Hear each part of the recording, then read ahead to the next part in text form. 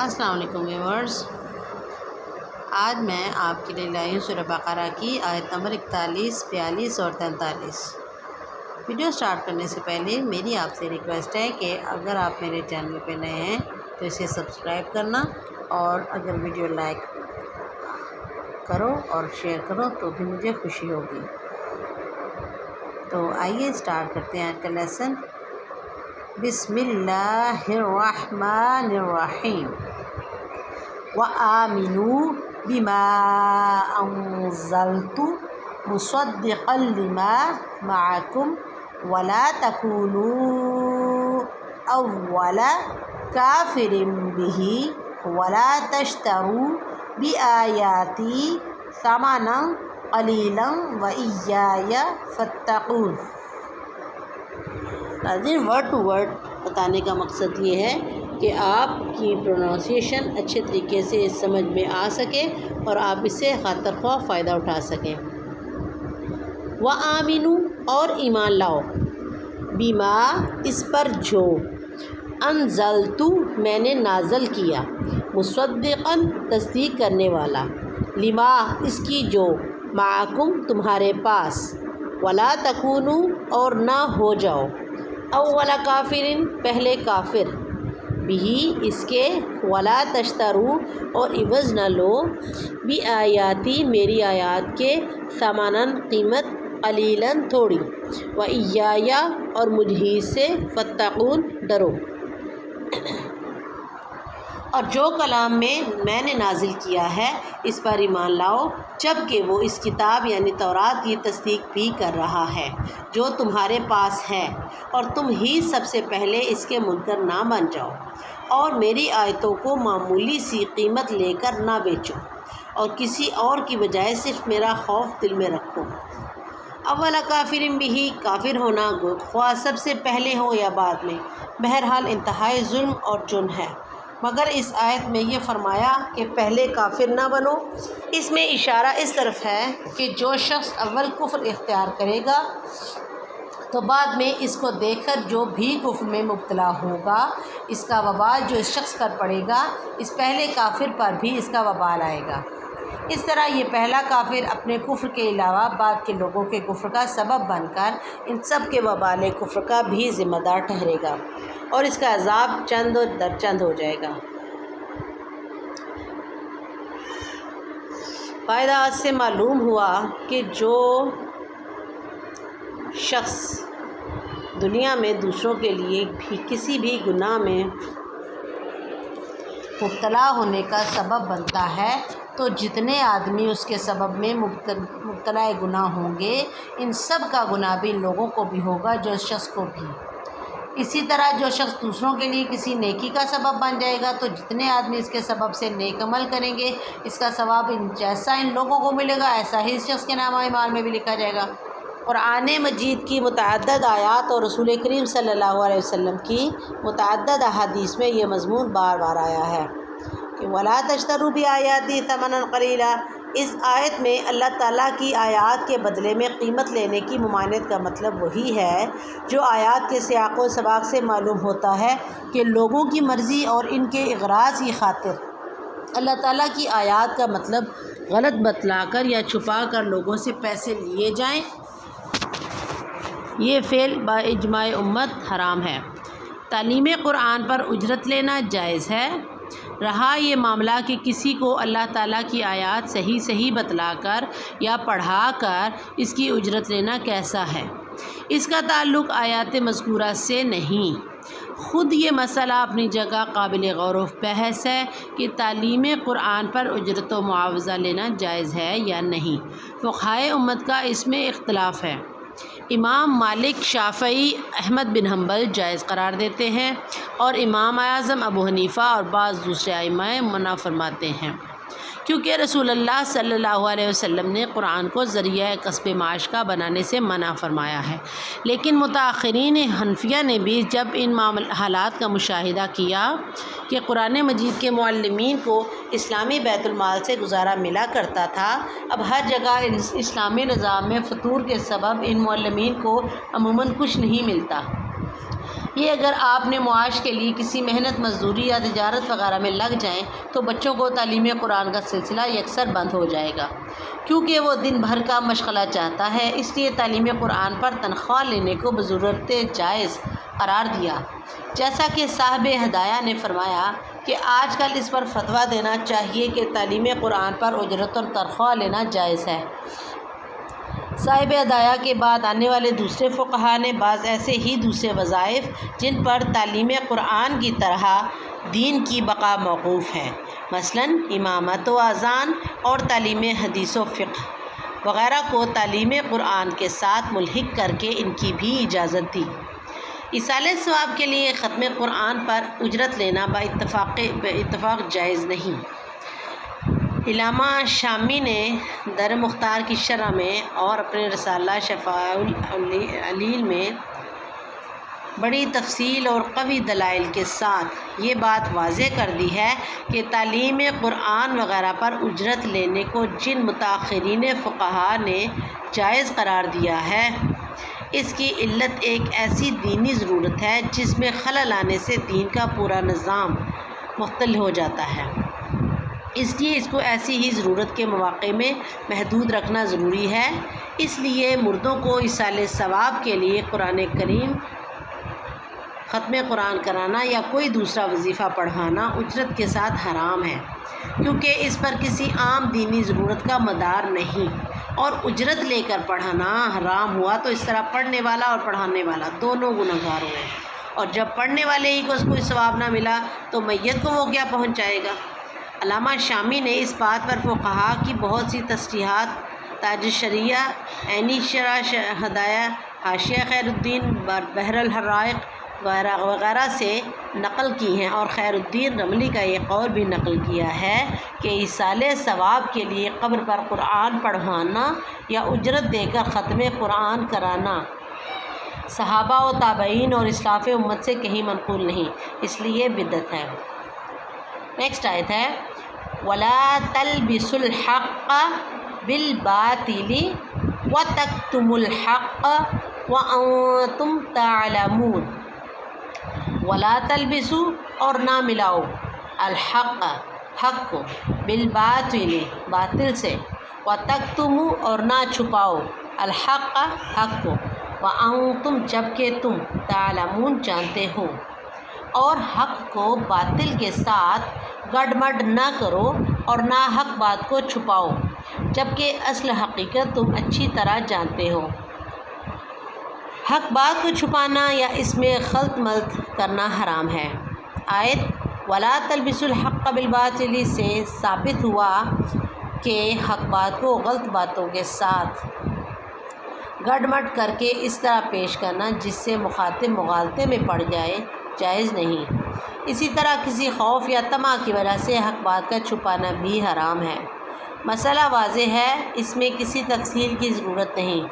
امام قرطبی نے اپنی تفسیر میں حق کو چھپانے سے پرہیز کرنے کا ایک واقعہ اور مفصل مکالمہ حضرت ابو حازم تابعی اور خلیفہ سلیمان بن عبد الملک کا نقل کیا ہے، جو بہت سے فوائد کی وجہ سے قابل ذکر ہے۔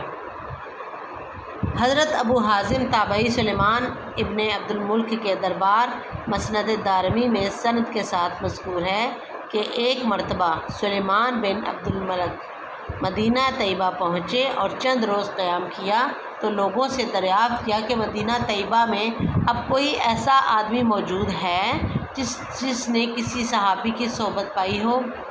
لوگوں نے بتلایا ہاں ابو حازم ایسے شخص ہیں۔ سلیمان نے اپنا آدمی بھیج کر ان کو بلوا لیا۔ جب وہ تشریف لائے تو سلیمان نے کہا کہ اے ابو حازم، یہ کیا بے مروتی اور بے وفائی ہے؟ ابو حازم نے کہا آپ نے میری کیا بے مروتی اور بے وفائی دیکھی ہے؟ سلیمان نے کہا کہ مدینہ کے سب مشہور لوگ مجھ سے ملنے آئے، آپ نہیں آئے۔ ابو حازم نے کہا امیر المومنین، میں آپ کو اللہ کی پناہ میں دیتا ہوں اس سے کہ آپ کوئی ایسی بات کہیں جو واقعے کے خلاف ہے۔ آج سے پہلے نہ آپ مجھ سے واقف تھے اور نہ میں نے کبھی آپ کو دیکھا تھا۔ ایسے حالات میں خود ملاقات کے لیے آنے کا سوال ہی پیدا نہیں ہوتا، بے وفائی کیسی؟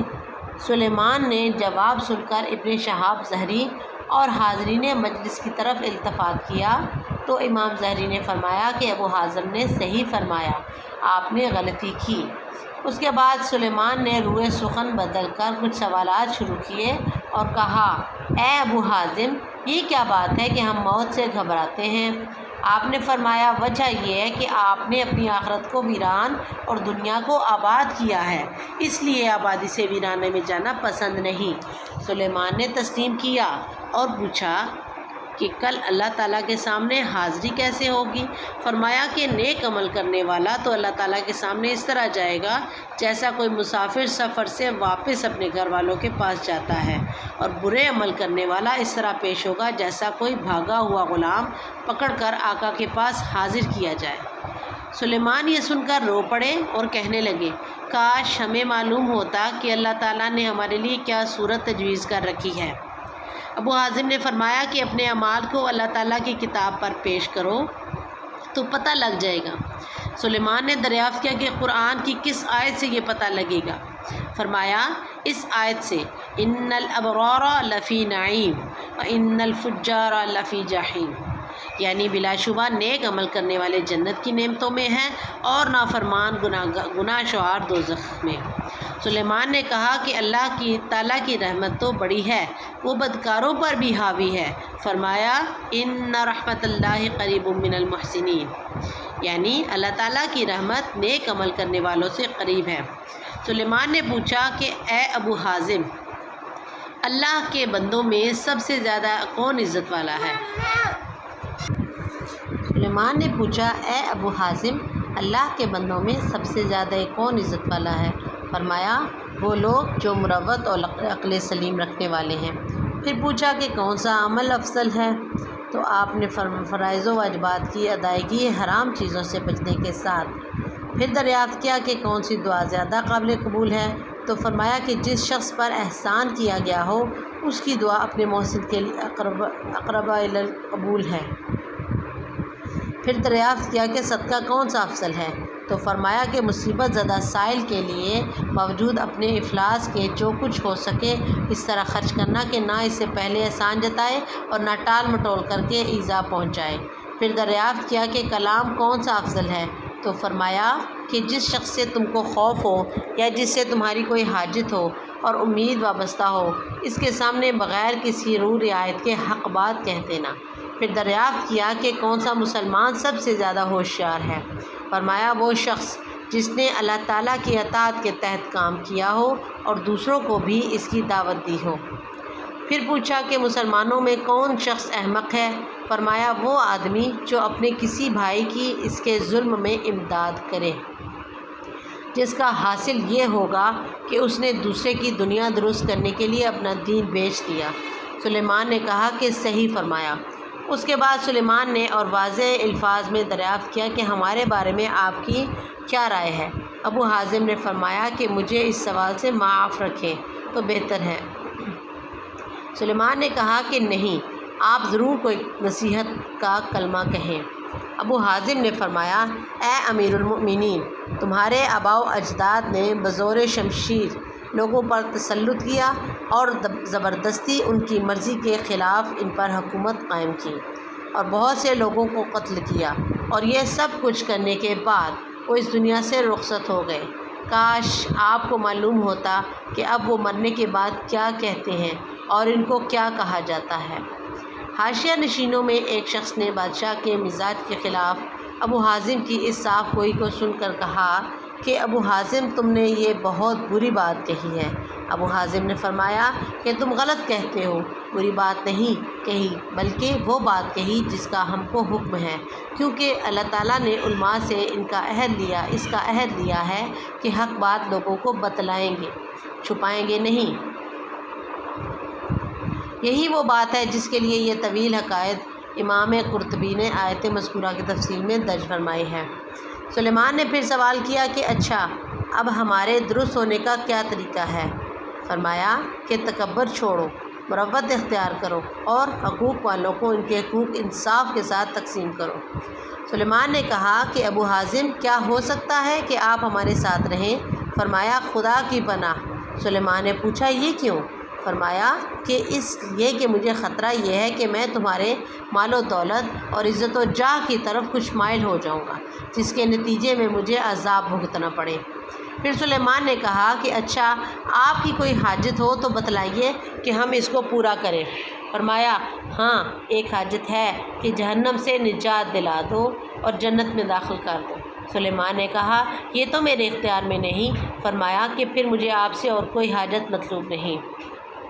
آخر میں سلیمان نے کہا کہ اچھا، میرے لیے دعا کیجئے۔ تو ابو حازم نے یہ دعا کی کہ یا اللہ، اگر سلیمان آپ کا پسندیدہ ہے تو اس کے لیے دنیا و آخرت کی بہتری کو آسان بنا دے، اور اگر وہ آپ کا دشمن ہے تو اس کے بال پکڑ کر اپنی مرضی اور محبوب کاموں کی طرف لے آ۔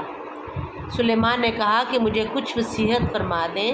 ارشاد فرمایا کہ یہ مختصر یہ ہے کہ اپنے رب کی عظمت و جلال اس درجے میں رکھو کہ وہ تمہیں اس مقام پر نہ دیکھے جس سے منع کیا گیا ہے، اور اس مقام سے غیر حاضر نہ پائے جس کی طرف آنے کا اس نے حکم دیا ہے۔ سلیمان نے اس مجلس سے فارغ ہونے کے بعد 100 گنیاں بطور ہدیہ کے ابو حازم کے پاس بھیجیں۔ ابو حازم نے ایک خط کے ساتھ ان کو واپس کر دیا۔ خط میں لکھا تھا کہ اگر یہ 100 دینار میرے کلمات کا معاوضہ ہیں تو میرے نزدیک خون اور خنزیر کا گوشت اس سے بہتر ہے، اور اگر اس لیے بھیجا ہے کہ بیت المال میں میرا حق ہے تو مجھ جیسے ہزاروں علماء اور دین کی خدمت کرنے والے ہیں، اگر سب کو آپ نے اتنا ہی دیا ہے تو میں بھی لے سکتا ہوں، ورنہ مجھے اس کی ضرورت نہیں۔ ابو حازم کے اس ارشاد سے کہ اپنے کلمات نصیحت کا معاوضہ لینے کو خون اور خنزیر کی طرح قرار دیا ہے، اس مسئلے پر بھی روشنی پڑتی ہے کہ کسی اطاعت و عبادت کا معاوضہ لینا ان کے نزدیک جائز نہیں۔ نیکسٹ آیت ہے وَأَقِیمُوا الصَّلَاةَ وَآتُوا الزَّکَاةَ وَارْکَعُوا مَعَ الرَّاکِعِینَ۔ وَأَقِیمُوا اور تم قائم کرو، الصَّلَاةَ نماز، وَآتُوا اور ادا کرو، الزَّکَاةَ زکوٰۃ، وَارْکَعُوا اور رکوع کرو، مع الراکعین رکوع کرنے والوں کے ساتھ، اور نماز قائم کرو اور زکوٰۃ ادا کرو، اور ساتھ رکوع کرنے والوں کے ساتھ رکوع کرو۔ اور نماز قائم کرو تو تم لوگ نماز کو یعنی مسلمان ہو کر، اور زکوٰۃ دو اور عاجزی کرو عاجزی کرنے والوں کے ساتھ۔ علماء بنی اسرائیل کے بعض اقارب مسلمان ہو گئے تھے۔ جب ان سے گفتگو ہوتی تو خفیہ طور پر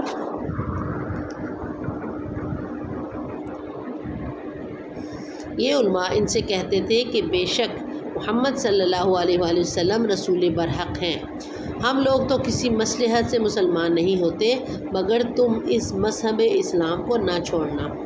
اسی بنا پر حق تعالیٰ نے فرمایا کہ کیا غضب ہے کہ کہتے ہو اور لوگوں کو نیک کام کرنے کو، یعنی رسول اللہ صلی اللہ علیہ وسلم پر ایمان لانے اور آپ کی اطاعت کرنے کو، اور اپنی خبر نہیں لیتے، حالانکہ تم تلاوت کرتے رہتے ہو کتاب کی یعنی تورات کی، جس میں جا بجا ایسے عالم بے عمل کی مذمتیں مذکور ہیں۔ تو پھر کیا تم اتنا بھی نہیں سمجھتے اور مدد لو، یعنی اگر تم کو حب مال و حب جاہ کی وجہ سے ایمان لانا دشوار معلوم ہوتا ہو تو مدد لو صبر اور نماز سے، یعنی ایمان لا کر صبر کا التزام بہت دشوار ہے، تو سن لے کہ بے شک وہ نماز دشوار ضرور ہے، مگر جن کے قلوب میں خشوع ہو ان پر کچھ بھی دشوار نہیں۔ وہ خاشعین وہ لوگ ہیں جو خیال رکھتے ہیں اس کا کہ وہ بے شک ملنے والے ہیں اپنے رب سے، اور اس بات کا بھی خیال رکھتے ہیں کہ اپنے رب کی طرف واپس جانے والے ہیں، تو اس وقت ان کا حساب کتاب بھی دینا ہوگا۔ ان دونوں خیالوں سے رغبت بھی پیدا ہوگی، اور یہی دو چیزیں ہر عمل کی روح ہیں۔ معارف و مسائل، ربط آیات۔ بنی اسرائیل کو اللہ تعالیٰ نے اپنی نعمتیں اور احسانات یاد دلا کر ایمان اور عمل صالح کی طرف دعوت دی ہے۔ پچھلی 3 آیتوں میں ایمان و عقائد سے متعلق ہدایات تھیں، اور ان 4 آیتوں میں اعمال صالح کی تلقین ہے، اور ان میں جو اعمال سب سے زیادہ اہم ہیں ان کا ذکر ہے، اور حاصل مطلب آیات کا یہ ہے کہ اگر تم کو حب مال و جاہ کے غلبہ سے ایمان لانا دشوار معلوم ہوتا ہے تو اس کا علاج یہ ہے کہ صبر اور نماز سے مدد حاصل کرو۔ صبر سے حب مال گھٹ جائے گی، کیونکہ مال اسی وجہ سے مطلوب و محبوب ہے کہ وہ ذریعہ ہے لذات و شہوات کے پورا کرنے کا۔ جب ان لذات و شہوات کی مطلق عنانی چھوڑنے پر ہمت باندھ لو گے گے تو پھر مال کی فراوانی کی نہ ضرورت رہے گی، نہ اس کی محبت ایسی غالب آئے گی کہ وہ اپنے نفع اور نقصان سے اندھا کر دے، اور نماز سے حب جاہ کم ہو جائے گی، کیونکہ نماز میں ظاہری اور باطنی ہر طرح کی پستی اور عاجزی ہی ہے۔ جب نماز کو صحیح ادا کرنے کی عادت ہو جائے گی تو حب جاہ و منصب اور تکبر و غرور گھٹے گا۔ اصل مادہ فساد جس کے سبب ایمان لانا دشوار تھا، یہی مال و جاہ کی محبت تھی۔ جب یہ مادہ فساد گھٹ گیا تو ایمان لانا آسان ہو جائے گا۔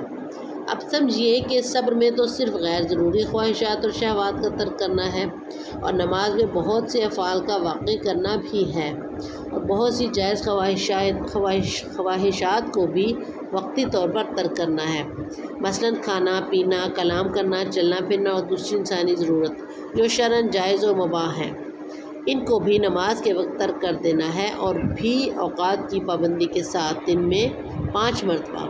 اس لیے نماز نام ہے کچھ افعال معینہ کا، اور معین اوقات میں تمام ناجائز و جائز چیزوں سے صبر کرنے کا۔ غیر ضروری خواہشات کے ترک کرنے پر انسان ہمت باندھ لے تو چند روز کے بعد طبعی تقاضا بھی ختم ہو جاتا ہے، کوئی دشواری نہیں رہتی۔ لیکن نماز کے اوقات کی پابندی اور اس کی تمام شرائط کی پابندی اور ضروری خواہشات سے بھی ان اوقات میں پرہیز کرنا، یہ انسانی طبیعت پر بہت بھاری اور دشوار ہے۔ اس لیے یہاں یہ شبہ ہو سکتا ہے کہ ایمان کو آسان بنانے کا جو نسخہ تجویز کیا گیا کہ صبر اور نماز سے کام لو، اس نسخے کا استعمال خود ایک دشوار چیز ہے، خصوصاً نماز کی پابندیوں کا، تو اس سے دشواری کا کیا علاج ہوگا؟ اس لیے ارشاد فرمایا، بے شک وہ نماز دشوار ضرور ہے، مگر جن کے قلوب میں خشوع ہو ان پر کچھ دشوار نہیں۔ اس میں نماز کے آسان کرنے کی ترکیب بتلا دی گئی ہے۔ حاصل یہ ہے کہ نماز میں دشواری کی وجہ اور سبب پر غور کریں تو معلوم ہوگا کہ انسان کا قلب خوگر ہے میدان خیال میں آزاد پھرنے کا، اور سب اعضائے انسانی قلب کے تابع ہیں۔ اس لیے قلب کا تقاضا یہی ہوتا ہے کہ اس کے سب اعضاء بھی آزاد ہیں، اور نماز سراسر اس آزادی کے خلاف ہے کہ نہ ہنسو، نہ بولو، نہ کھاؤ، نہ پیو، نہ چلو وغیرہ وغیرہ۔ اس لیے قلب ان تقیدات سے تنگ ہوتا ہے، اور اس کے تابع اعضائے انسانی بھی اس سے تکلیف محسوس کرتے ہیں۔ خلاصہ یہ ہے کہ سبب اس دشواری اور گرانی کا قلب کی حرکت فکریہ ہے، تو اس کا علاج سکون سے ہونا چاہیے۔ اس لیے خشوع کو نماز کے آسان ہونے کا ذریعہ بتلایا گیا ہے، کیونکہ خشوع کے معنی ہے سکون قلب کے ہیں۔ اب یہ سوال پیدا ہوتا ہے کہ سکون قلب یعنی خشوع کس طرح حاصل ہو؟ تو یہ بات تجربے سے ثابت ہے کہ اگر کوئی شخص اپنے قلب و افکار خیالات کو براہ راست نکالنا چاہے تو اس میں کامیابی قریب بمحال ہے، مگر اس کی تدبیر یہ ہے کہ نفس انسانی چونکہ ایک وقت میں 2 طرح کے متوجہ نہیں ہو سکتا، اس لیے اگر اس کو کسی ایک خیال میں محو مستغرق کر دیا جائے تو دوسرے خیالات اور افکار خود بخود دل سے نکل جائیں گے۔ اس لیے ترکین خشوع کے بعد وہ خیال بتلاتے ہیں جس میں مستغرق ہو جانے سے دوسرے خیالات دفع ہوں، اور ان کے دفع ہونے سے حرکت فکریہ قلب کی منقطع ہو کر سکون حاصل ہو، اور سکون سے نماز میں آسانی ہو کر اس پر مداومت اور پابندی نصیب ہو، اور اس پابندی سے کبر و غرور اور حب جاہ کم ہو، تاکہ ایمان کے راستے میں جو حائل ہے وہ دور ہو کر ایمان کامل ہو جائے۔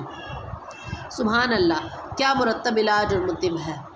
اب اس خیال مذکورہ کی تلقین و تعیین اس طرح فرمائی کہ وہ خاشعین وہ لوگ ہیں جو خیال رکھتے ہیں اس کا کہ وہ بے شک ملنے والے ہیں اپنے رب سے، تو اس وقت تو اس خدمت کا خوب انعام ملے گا، اور اس بات کا بھی خیال رکھتے ہیں کہ اپنے رب کی طرف واپس جانے والے ہیں، تو اس وقت اس کا حساب و کتاب بھی دینا ہوگا۔ ان دونوں خیالوں سے رغبت و حیبت یعنی امید و خوف پیدا ہوں گے۔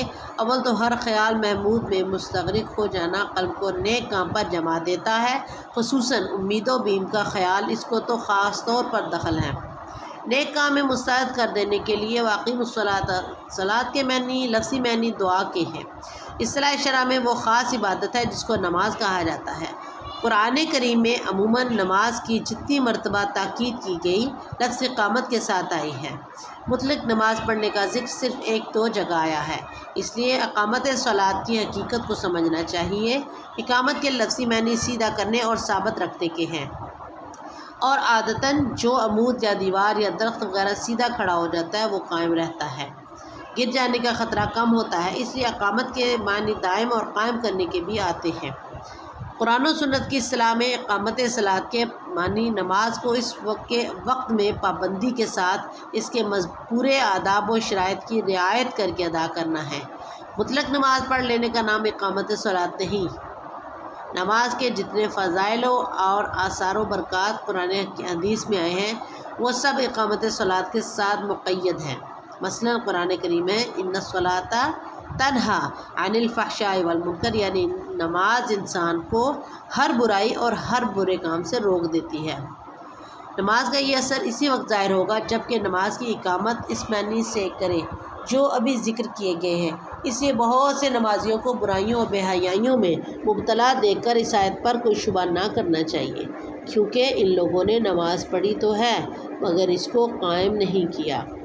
آتوا الزکوٰۃ لفظ زکوٰۃ کے لفظی معنی لغت میں جو آتے ہیں پاک کرنا اور بڑھانا۔ اصطلاح شریعت میں مال کے اس حصے کو زکوٰۃ کہا جاتا ہے جو شریعت کے احکام کے مطابق کسی مال میں سے نکالا جائے اور اس کے مطابق صرف کیا جائے۔ اگرچہ یہاں خطاب موجودہ بنی اسرائیل کو ہے، جس سے یہ ثابت نہیں ہوتا کہ نماز اور زکوٰۃ اسلام سے پہلے بنی اسرائیل پر فرض تھی، مگر اگرچہ یہاں خطاب موجودہ بنی اسرائیل کو ہے، جس سے یہ ثابت نہیں ہوتا کہ نماز اور زکوٰۃ اسلام سے پہلے بنی اسرائیل پر فرض تھی، مگر سورہ مائدہ میں وَلَقَدْ أَخَذَ اللَّهُ مِيثَاقَ بَنِي إِسْرَائِيلَ وَبَعَثْنَا مِنْهُمُ اثْنَيْ عَشَرَ نَقِيبًا وَقَالَ اللَّهُ إِنِّي مَعَكُمْ لَئِنْ أَقَمْتُمُ الصَّلَاةَ سے ثابت ہے کہ نماز اور زکوٰۃ بنی اسرائیل پر فرض تھی، اگرچہ اس کی کیفیت اور حیت وغیرہ میں فرق ہو۔ وَارْكَعُوا مَعَ الرَّاكِعِينَ رکوع کے لغوی معنی جھکنے کے ہیں، اور اس معنی کے اعتبار سے وہ لفظ سجدہ پر بھی بولا جا سکتا ہے کیونکہ وہ بھی جھکنے کا انتہائی درجہ ہے، مگر اصطلاح شرع میں اس خاص جھکنے کو رکوع کہتے ہیں جو نماز میں معروف و مشہور ہے۔ آیت کے معنی یہ ہے کہ رکوع کرو رکوع کرنے والوں کے ساتھ۔ یہاں ایک بات یہ قابل غور ہے کہ نماز کے تمام ارکان میں اس جگہ رکوع کی تخصیص کیوں کی گئی؟ اس کا جواب یہ ہے کہ یہاں نماز کا ایک جز بول کر کل نماز مراد لی گئی ہے، جیسے قرآن مجید میں ایک جگہ قرآن الفجر فرما کر پوری نماز فجر مراد ہے، اور بعض روایات حدیث میں سجدہ کا لفظ بول کر پوری رکعت یا نماز مراد لی گئی ہے۔ اس لیے مراد آیت کی یہ ہوگی کہ نماز پڑھو نماز پڑھنے والوں کے ساتھ، لیکن یہ سوال پھر بھی باقی رہ جاتا ہے کہ نماز کے بہت سے ارکان میں سے رکوع کی تخصیص میں کیا حکمت ہے؟ جواب یہ ہے کہ یہود کی نماز میں سجدہ وغیرہ تو تھا مگر رکوع نہیں تھا۔ رکوع اسلامی نماز کی خصوصیات میں سے ہے، اس لیے راکعین کے لفظ سے امت محمدیہ کے نمازی مراد ہوں گے، جس کی نماز میں رکوع بھی ہے، اور معنی آیت کے یہ ہے کہ تم بھی امت محمدیہ کے نمازیوں کے ساتھ نماز ادا کرو، یعنی اول ایمان قبول کرو پھر جماعت کے ساتھ نماز ادا کرو۔ باجماعت نماز کے احکام۔ نماز کا حکم اور اس کا فرض ہونا تو لفظ وَأَقِیمُوا الصَّلَاةَ سے معلوم ہو چکا تھا۔ اس جگہ مع الراکعین کے لفظ سے نماز کو جماعت کے ساتھ ادا کرنے کا حکم دیا گیا ہے۔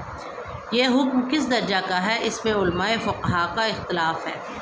ایک جماعت صحابہ کرام اجمعین و تابعین اور فقہائے امت کی جماعت کو واجب قرار دیتی ہے اور اس کے چھوڑنے کو سخت گناہ، اور بعض صحابہ کرام اجمعین تو اس نماز ہی کو جائز قرار نہیں دیتے جو بلا عذر شرعی کے بدون جماعت پڑھی جائے۔ یہ آیت ظاہری الفاظ کے اعتبار سے ان حضرات کی حجت ہے جو وجوب جماعت کے قائل ہیں۔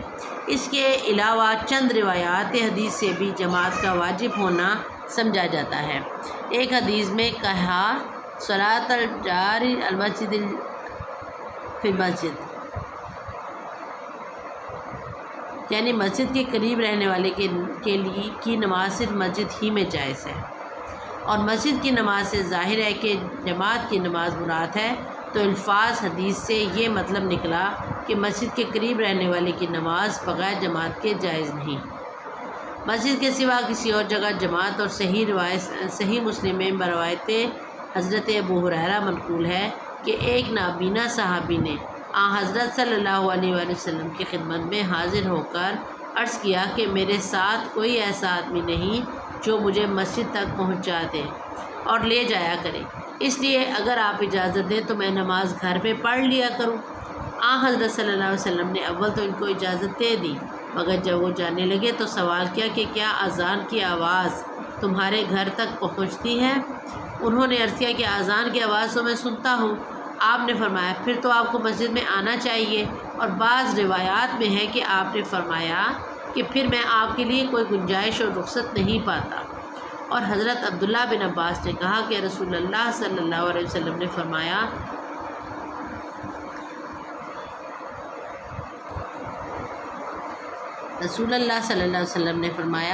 من سمع النداء فلم یجب فلا صلاۃ له الا من العذر، یعنی جو شخص اذان کی آواز سنتا ہے اور جماعت مسجد میں نہیں آتا تو اس کی نماز نہیں ہوتی مگر یہ کہ اس کو کوئی عذر شرعی ہو۔ ان احادیث کی بنا پر حضرت عبداللہ بن مسعود اور ابو موسیٰ اشعری وغیرہ حضرات صحابہ کرام اجمعین نے یہ فتویٰ دیا کہ جو شخص مسجد سے اتنا قریب رہتا ہے کہ اذان کی آواز وہاں تک پہنچتی ہے تو اگر وہ بلا عذر کے جماعت میں حاضر نہ ہوا تو اس کی نماز ہی نہیں ہوتی۔ آواز سننے سے مراد یہ ہے کہ متوسط آواز والے آدمی کی آواز وہاں پہنچ سکے۔ اعلیٰ مکبر صوت یعنی یا غیر معمولی بلند آواز کا اس میں اعتبار نہیں۔ یہ سب روایات ان حضرات کی دلیل ہیں جو جماعت کو واجب قرار دیتے ہیں، مگر جمہور امت علماء و فقہا صحابہ و تابعین کے نزدیک جماعت سنت موقدہ ہے، مگر سنن موقدہ میں سنت فجر کی طرح سب سے زیادہ موقد اور قریب بوجوب ہے۔ ان سب حضرات نے قرآن کریم کے امر وارکعوا مع الراکعین کو دوسری آیات اور روایات کی بنا پر تاکید کے لیے قرار دیا ہے، اور جن احادیث کے ظاہر سے ہی معلوم ہوتا ہے کہ مسجد کے قریب رہنے والے کی نماز بغیر جماعت کے ہوتی ہی نہیں، اس کا یہ مطلب قرار دیتے ہیں کہ یہ نماز کامل اور مقبول نہیں۔ اس معاملے میں حضرت عبداللہ بن مسعود کا بیان بہت واضح اور کافی ہے، جس کو امام مسلم نے روایت کیا ہے، جس کا ترجمہ ہے فقیہ الامت حضرت عبداللہ بن مسعود نے فرمایا کہ جو شخص یہ چاہتا ہو کہ کل محشر میں اللہ تعالیٰ سے مسلمان ہونے کی حالت میں ملے تو اس کو چاہیے کہ ان 5 نمازوں کے ادا کرنے کی پابندی اس جگہ کرے جہاں اذان دی جاتی ہے، یعنی مسجد، کیونکہ اللہ تعالیٰ نے تمہارے نبی پاک صلی اللہ علیہ وسلم کے لیے کچھ ہدایات کے طریقے بتلائے ہیں، اور ان 5 نمازوں کو جماعت کے ساتھ ادا کرنا انہی سنن ہدیٰ میں سے ہے۔ اور اگر تم نے یہ نمازیں اپنے گھر میں پڑھ لی جیسے یہ جماعت سے الگ رہنے والا اپنے گھر میں پڑھ لیتا ہے، تو کسی خاص شخص کی طرف اشارہ کر کے فرمایا تو تم اپنے نبی کریم صلی اللہ علیہ وسلم کی سنت کو چھوڑ بیٹھو گے، اور اگر تم نے اپنی نبی کی سنت کو چھوڑ دیا تو گمراہ ہو جاؤ گے۔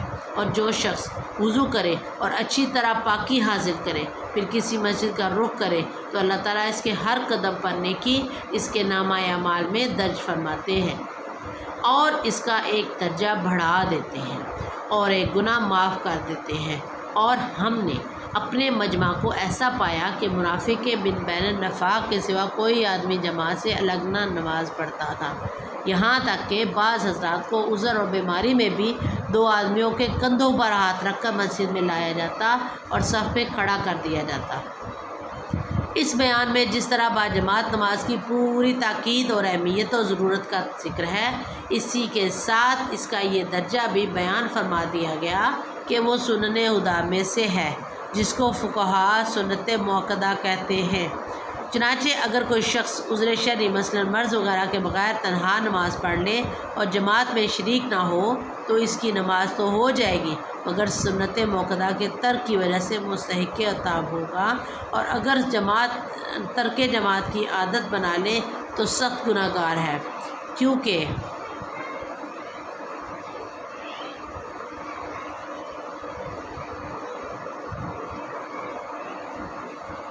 خصوصاً اگر ایسی صورت ہو جائے کہ مسجد ویران رہے اور لوگ گھروں میں نماز پڑھیں تو یہ سب شرعاً مستحق سزا ہیں، اور قاضی ایاز نے فرمایا کہ ایسے لوگ اگر سمجھانے سے باز نہ آئے تو ان سے قتال کیا جائے۔ صدق اللہ العظیم۔ ناظرین، آج کے لیے اتنا ہی، ملتے ہیں اپنی نیکسٹ ویڈیو میں۔ اور میری آپ سے ریکویسٹ ہے کہ اگر میری ویڈیو میں کوئی آپ کو غلطی نظر آئے تو پلیز اسے اگنور کر دیجیے گا۔ تھینک یو، اللہ حافظ۔